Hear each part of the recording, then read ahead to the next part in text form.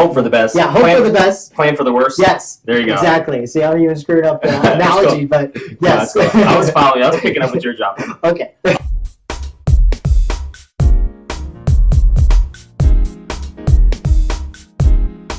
Hey, this is Lance McGowan, and I have my friend Tanner Fergard here. And today we're covering part 2 of our Financial Stewardship Academy, exclusively available on YouTube. And today's topic is about Dave Ramsey's Total Money Makeover.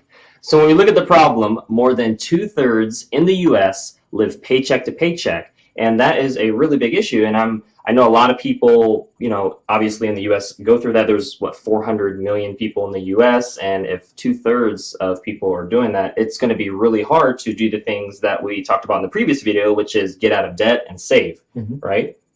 Yes, but I feel like as well, getting out of debt will help you being able to save for the future.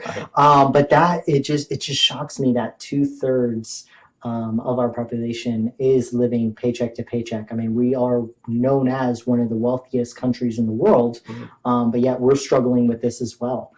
So that's one of the things that just baffled my mind, and why I even got into this industry was to be able to help people get out of living paycheck to paycheck so that they could start having the quality of life that they saw fit for their family. Yeah, and it's really about stewardship, right? We weren't born with the money. We won't leave with it when it's our time to leave this earth, but how can we steward it well in a way that honors God along the way, right? Absolutely. So the U.S. households with debt carry on average, as far as just a credit card balance, about $15,000.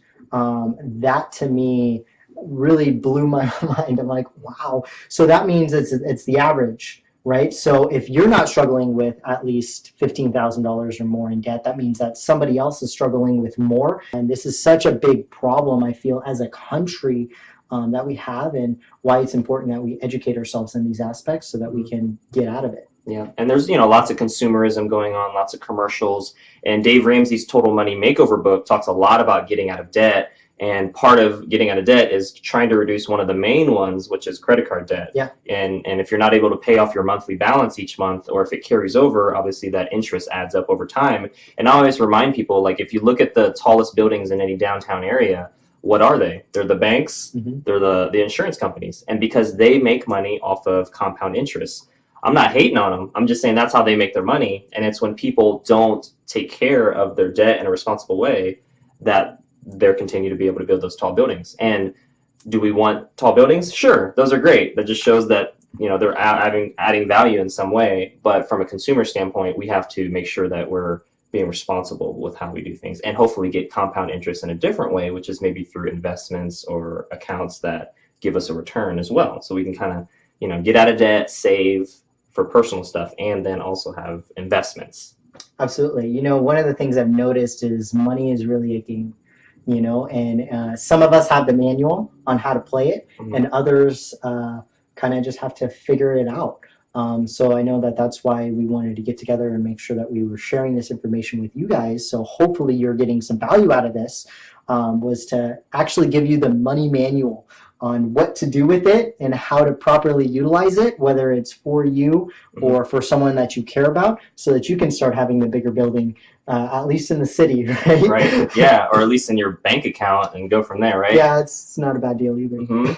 And then when we look at another problem, life insurance, only 57% of Americans have life insurance. And so this is an issue, especially if you're married, especially if you have kids or grandkids, because those are people now that are dependent on you, and it's important to be able to leave them a legacy if you were to suddenly or unexpectedly, leave this earth, right? And so this is a very responsible way to care for those that you love. Obviously, being married, having kids and grandkids aren't the only reason why you should get life insurance. Single people, it would certainly benefit them too. So the burden of funerals and all that stuff doesn't fall on other people, right? But I think that this is a very wise investment as well. Absolutely. This is what I would call the foundation of what we want to build. So when you look at any building or any structure of any sort, there's always a foundation, right? They don't typically start construction with the roof or putting up the walls, or you don't hire the interior decorator to come in and start decorating while it's still a dirt lot, right? You have to dig up the ground, lay the proper foundation on it, and that's really where life insurance comes in. And the reason I feel like it's 57% of people that don't have it is simply because they have a misconception of what it's for. I mean, if we have an electronic or something where, we're always asked, do you want to insure this item? When we have a car, I know at least here in Nevada, it's a requirement to have insurance. But one of the things I've noticed is we're not educated on what life insurance is and how to properly utilize it, whether that's for our investment portfolio or just making sure that if something was to happen, that our family is at least taken care of. Right. Yeah. So what I'm hearing is there's more than one reason besides the death of a loved one. Oh, so, absolutely. Yeah. Awesome. And we're going to cover more about that in other videos. So we'll save some for them. So more than half of all the workers have less than $25,000 in savings in investments and for retirement. And that was something that just baffles me. I know at least when we're talking about an emergency fund, which I know that we're going to be talking about in one of the upcoming videos, and the importance of it is you need at least to have a certain number set aside just in case something was to happen. And let's say we want to go on some vacations or have a better quality of life. The more you have in savings, the better opportunities you have to be able to do those things. So that's definitely something, for those of us that have at least $25,000 set aside for those types of events, great job. Keep it up. If that's what fits your need, then I 100% encourage you to keep it up or maybe take it to that next level. And I know that Dave Ramsey has a whole bunch of different things that he has when going into what those levels are. Yeah.